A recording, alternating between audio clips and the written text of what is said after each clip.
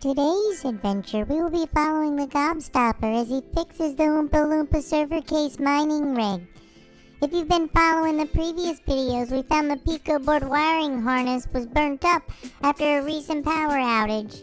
It was most likely due to a faulty connection not holding up during the power surge. So today, the Gobstopper will be making a custom adapter to properly power the Pico board and the motherboard.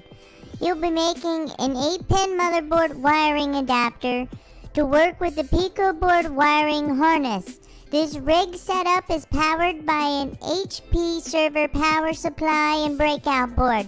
So let's see what's going on. Thanks for the intro, little buddy. So first I'm going to show you guys how burnt this got during the power outage. Most of the time there's a power outage, there's typically some surges in the line as well, so I'm thinking this was burnt up during a little power surge. So I'm hoping it's just the connection. So first what I'm going to do is actually inspect the wire itself, just to make sure that it is the connection, because if it's the wire itself, then you know we have to create a whole new wiring adapter altogether. But so first what I'm going to do is actually just cut the wire further back from where it was actually burnt in the connection, and strip the casing just to check the wire to see if it's discolored, if it's burnt. Actually just to inspect the wire, see how it looks. If everything looks good, then I'm just going to clean up the wire and get it ready for soldering.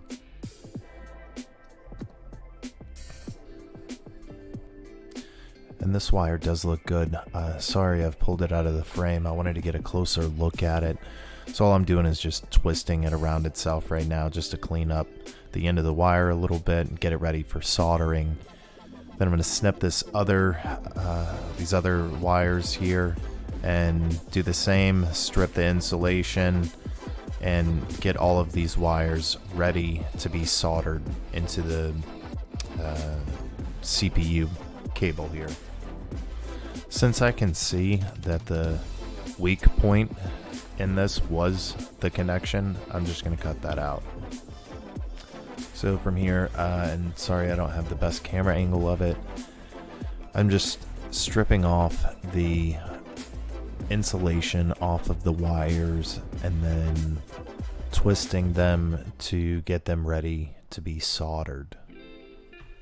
So the next part I'm gonna do is prep the 8-pin CPU adapter. I'm gonna cut off the 4-pin connection. So from here what I'm doing is splitting the individual cables within the CPU connection, and what you will need to do is refer to your CPU pin layout. Most of them are pretty standard, I guess. You can look it up on Google or online, but you want to make sure on your motherboard which pins that are in the CPU connection, what they go to, if it's a ground, if it's the 12 volt.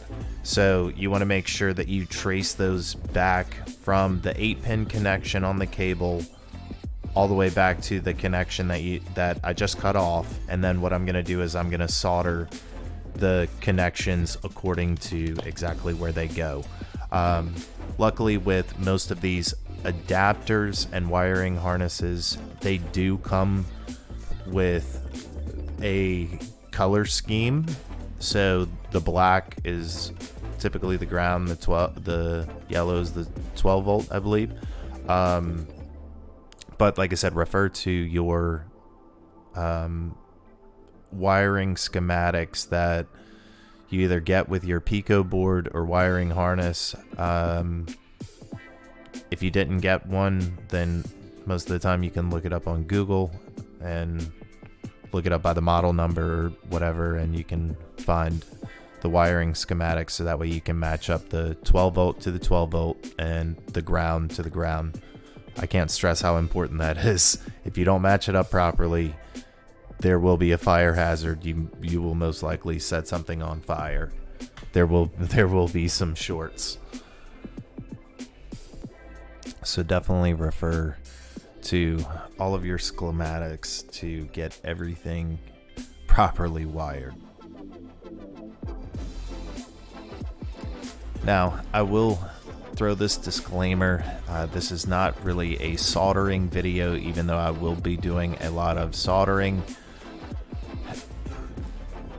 There are a lot of different viewpoints and opinions on how to properly solder wires together, and this is what I've found has been the easiest for me, and that's just to wrap the two wires around each other and then solder the two wires together. So I mean, there's probably going to be some soldering experts down in the comments maybe telling me I didn't do this properly, but or I could have done it better. But hey, it is what it is. This is functional. You know, there's going to be some people that say this is messy, but you know, I'm no soldering expert. Like I said, I throw that disclaimer out there. I am no soldering expert. This is the functional way that I know how to solder things. Wrap the two things together and go. So this works for me. This is what some soldering experts might call a messy solder job, but I call it functional.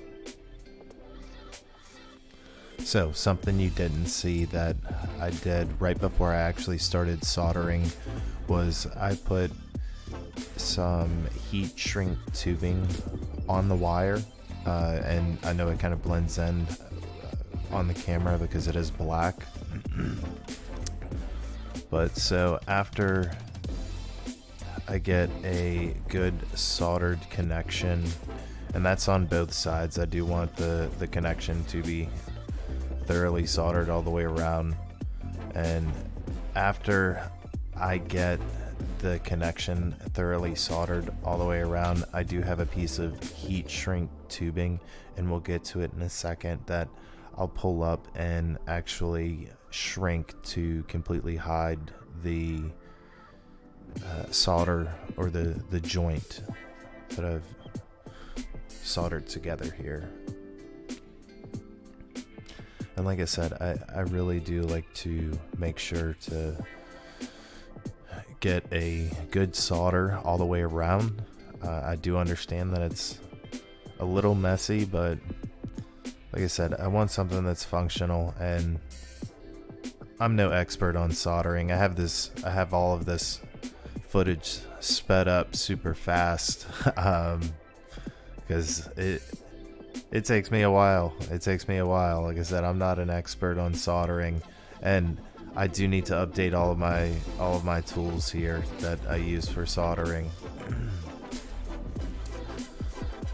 This is just like some cheap tools. So if I can do this with some cheap tools and you have access to some nicer tools, then you can do the same job or better.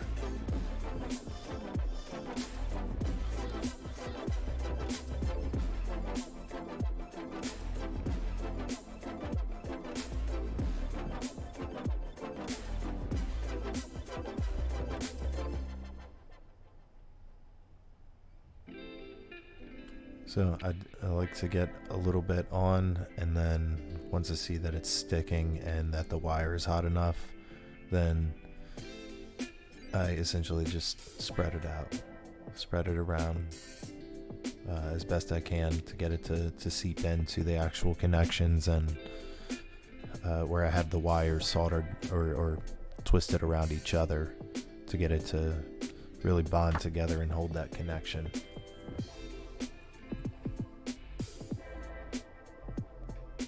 And truth be told, the reason I believe it actually takes me so long to get most of this soldering done is because that I'm using old tools that are probably way past their use by date.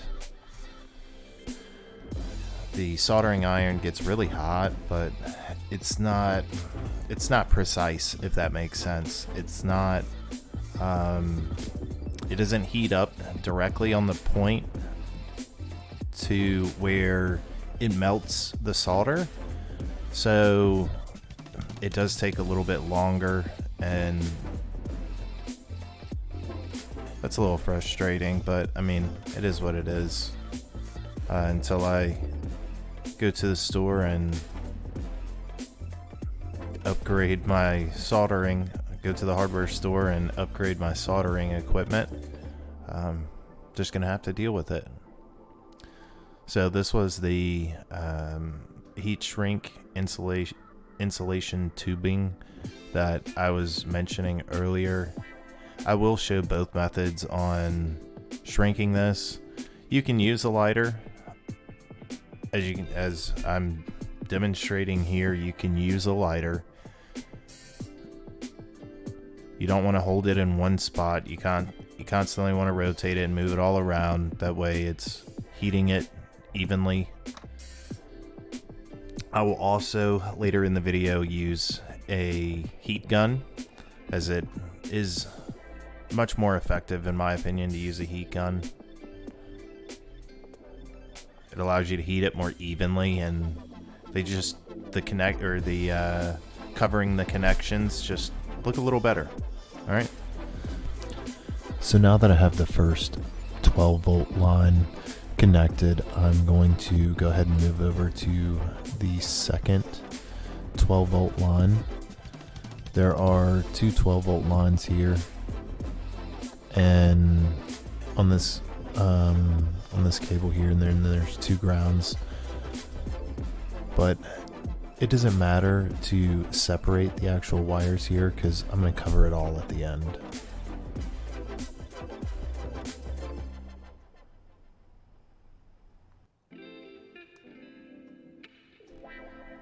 So if I remember correctly, I believe the first and like I said, it's going to be dependent on your motherboard pin setup, as well as the cable that works with your motherboard. You want to trace the cables from the connection to where you cut off the other connection to make sure that everything is matched up. But so what I'm doing here is go ahead and prepping the other cable. This is the cable that runs from the Pico board to the CPU. The other part of the cable runs from the Pico board to the motherboard. This other cable runs directly from the Pico board straight to powering the CPU connection.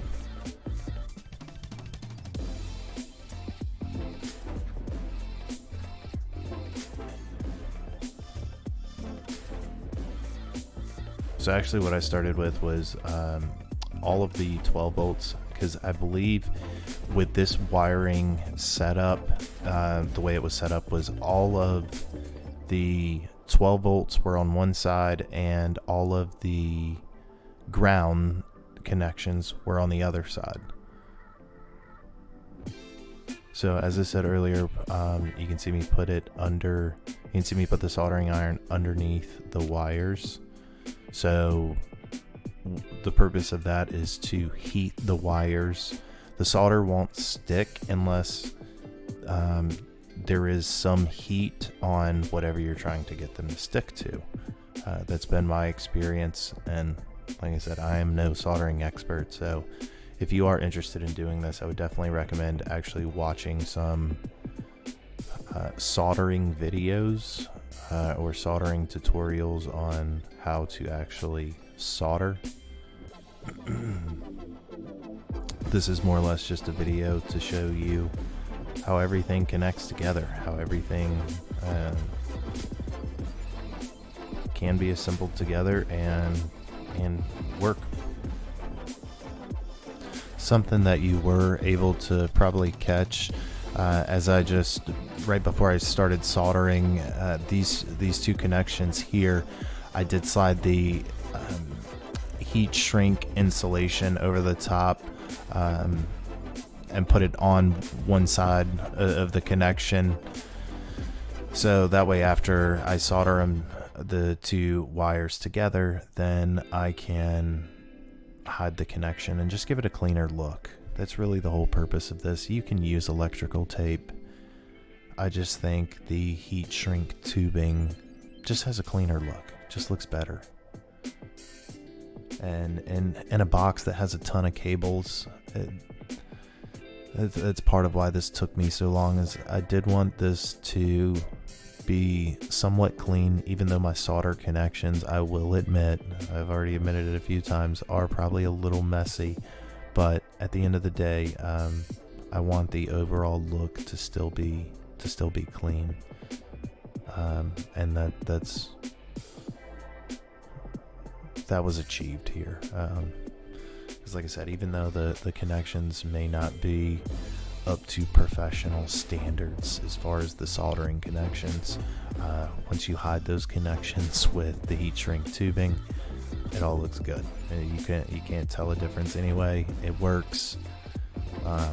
So at the end of the day, nobody is going to know that my connections are a little messy. But anyway, the objective is to get it to work and for it to be functional. So that's what I went with.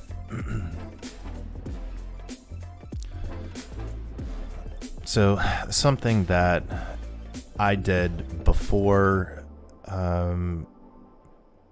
you guys see me on camera here is I did match up, and I've already mentioned it, but I do want to mention it again because this is the most important part. You absolutely want to match up the power to the power and the ground to the ground.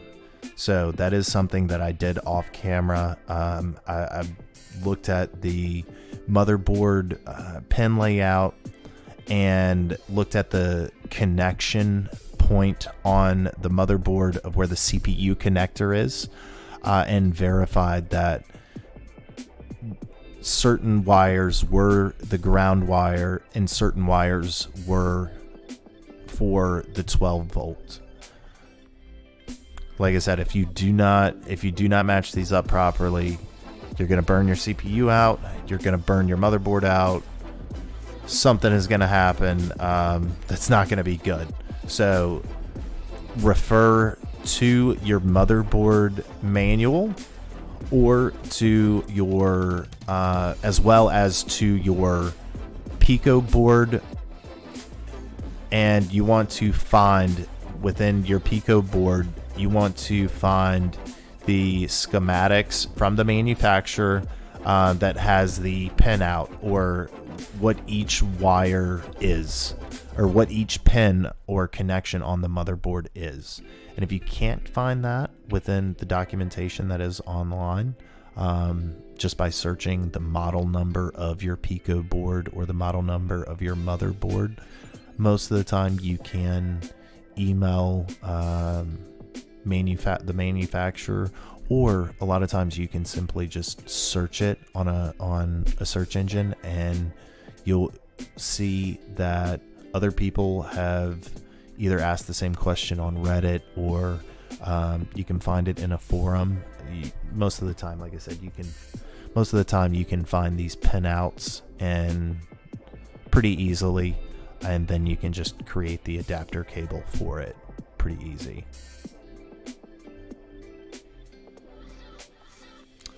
Alright, so now that we have the two power connections, or the two 12 volt connections that connect to the Pico, after I get done heat shrinking the cables, or heat shrinking the tubing around the connections, we are going to work on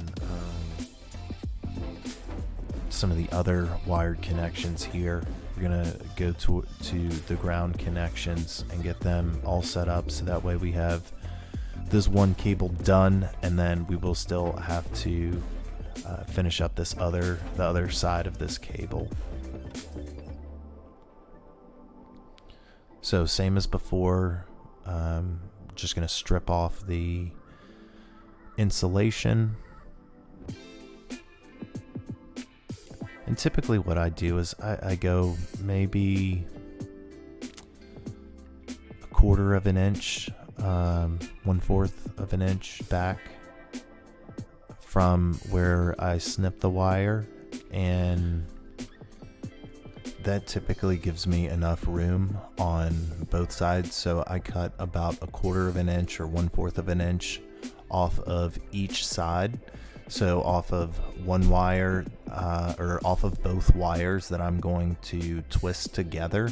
And that typically gives me enough room to twist the two wires together, and then plenty of room to get enough solder on the two wires twisted together to form a good connection. So that was something that'll be pretty strong, that if there were any pressure applied, or any tension applied to these cables, they wouldn't just pull apart. And they do make, I guess, quick connectors that you insert the cable in one side, crimp the end, and then insert the other cable in the other side and crimp the end. That would probably be sufficient in this situation as well. However, I'm building something a little bit longer term, and I want strong connections. I want good, secure connections. And the issue that we had before with this burning out did have something to do with the actual connection. So I'm going to eliminate the quick connection here and replace it with something more secure and more permanent.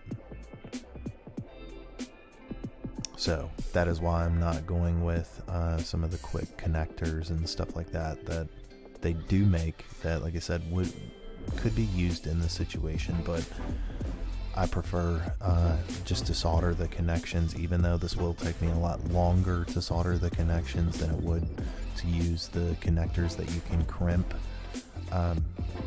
Like I said, I just wanted something a little bit more secure and a little bit cleaner than how that would turn out. Because I do, at the end of the day, I do want all of this to look, I want it to look stock. I want it to look like it was made this way from a factory. That's just, I guess, part of a little bit of OCD that I have, you know. I like things, especially the wiring, I try to get it as clean as possible within reason. So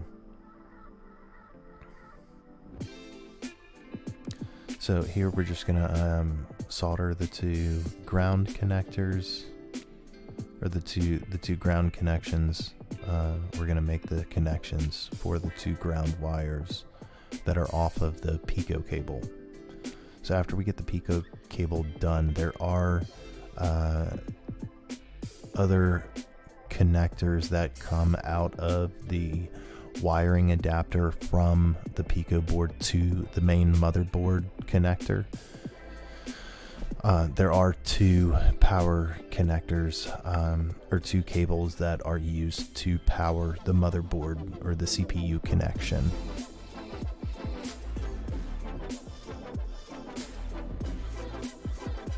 So after we get the two ground connectors from this Pico cable, we will then work on the motherboard cable, and it will be the same, same as the rest, in regards to how it's done. I believe there is two grounds that come from that and one power cable. And the one power cable, I'm going to be soldering it to two of the connectors, because this is the connector or this was the one that had the jumper, where it had one pin that had a jumper to the other pin. So what I'm going to do is just essentially put that jumper a little bit further back, and not even use a jumper. I'm just going to use the two cables themselves and just eliminate the need for a specific jumper cable or jumper wire, whatever you want to call it.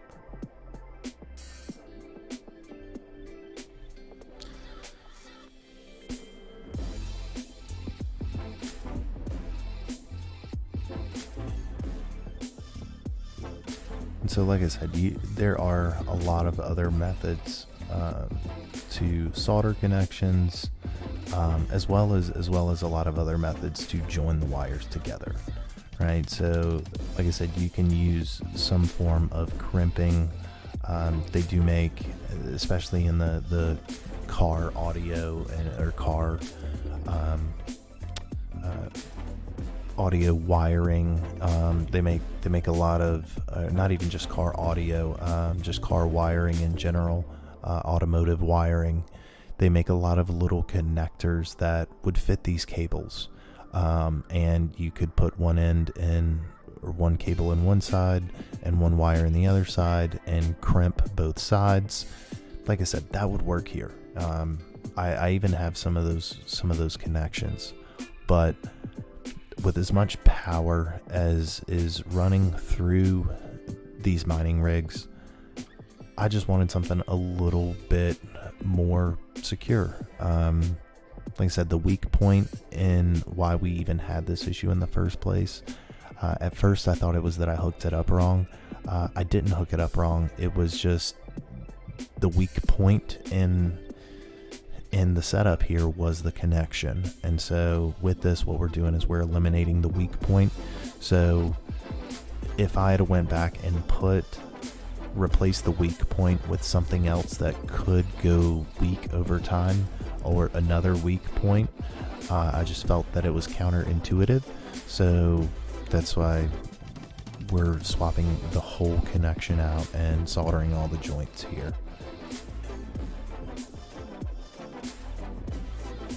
Like I said, it just felt counterintuitive, or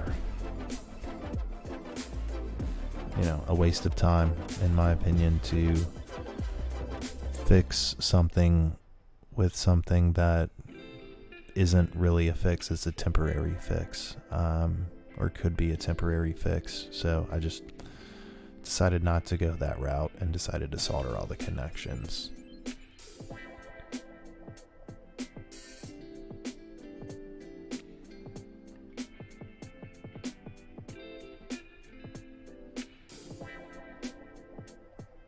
And so part of the reason that it did take me quite a little time to get all of this done is because, like I said, you do want to be very careful of making sure that whatever wire you are wiring or making a connection on,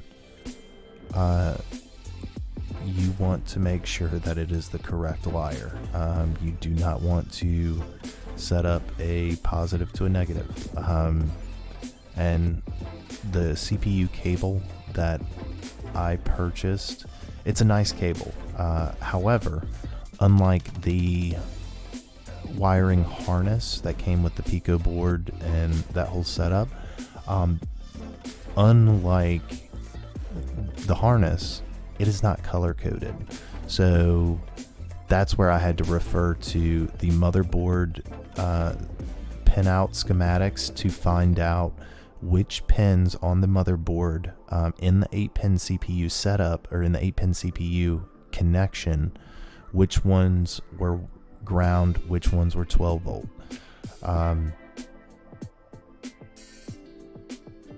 So that did take a little bit of time, because it wasn't super easy. I will say that it wasn't super easy. I had to read through some Reddit forums. The pinout for the Pico board was pretty easy because, like I said, it actually can't, like, the wiring harness you can see is color coded, so that was pretty easy to figure out. The wiring for the motherboard did take a little time. Like I said, I did have to read through some Reddit forums and eventually found a pinout of a CPU 8-pin, and I did find that my motherboard is a standard 8-pin setup, so there's no, you know, this one is the ground, you know, where wires are out of place from the standard. And that is kind of the good thing with most computer parts, is most of these computer wiring setups are pretty standard. So that does make it a little easier, especially as far as finding resources to be able to match things and figure out exactly how to connect things properly. So there are a lot of resources out there as far as the standard connections, and we are taking essentially 2 cables that were just not connected and connecting them together. So we're not creating some cable that you know, that we're really making up here. We're not reinventing the wheel, so to speak. So we're just creating a link between 2 standard cables. So the pinouts of those 2 cables should be pretty readily available online. So it's just a matter of matching up the cables, and that's what you can see here. We're just taking a little time, making sure that we match all the cables up correctly, and then put the heat shrink tubing on, solder the 2 connections together, slide the heat shrink tubing back over the connection, and then shrink the tubing, hide everything. And then at the very end, what we're going to do, I have a piece of kind of cable channel, or not even cable channel, it's more or less the PVC cable sleeves, and so that actually came with the Pico board, so or with the Pico board wiring harness. So I slid that off right before I started doing all of this. So what we're gonna do at the very end is slide that cable back on and hide all of these connections that are already looking clean after we put the heat shrink tubing on, and that'll just give us a lot cleaner look, make the inside of the server case look a lot better. And like I said, really just make it look like it was stock, like I bought it like this. Also, whenever I service this or open this up to clean it and service the GPUs and, you know, perform maintenance on this, it makes it a lot easier when all of the cables inside are nice and clean, so I don't have to fight with cables to get GPUs out. Just makes it a lot easier to make things clean. Plus, I don't know, maybe I want to keep these, maybe I want to sell these rigs later. So I want something that's going to be stable and clean, and that, you know, when somebody else cracks it open, looks at it, it looks nice, you know? Kind of like buying a car. If you open the hood and it looks like junk under the hood, you're probably less likely to buy that car, you know? Same difference here. Once you crack open the hood of these mining rigs and it looks nice and clean and well taken care of in there, you'd rather buy that than something that, you know, looks like it was ran into the ground. So now that we have our last connection soldered, we're going to hit it with the heat gun, pull up the heat shrink tubing over the connections, hit it with the heat gun. Like I said, I think the heat gun just works better than the lighter. But then we are going to put the PVC wire tubing over it, and then we will be good to go. This cable will be complete, and hopefully you're able to find something beneficial in this video if you're interested in making one of these. And if you're with me all the way to this point, I'd appreciate if you like, subscribe, watch for more videos to come. So we got a lot more updates on these rigs here. But it really does mean a lot. We're on our road to 1,000 subscribers. We've got a long ways to go, but we are on the road to get there, and we appreciate all you guys.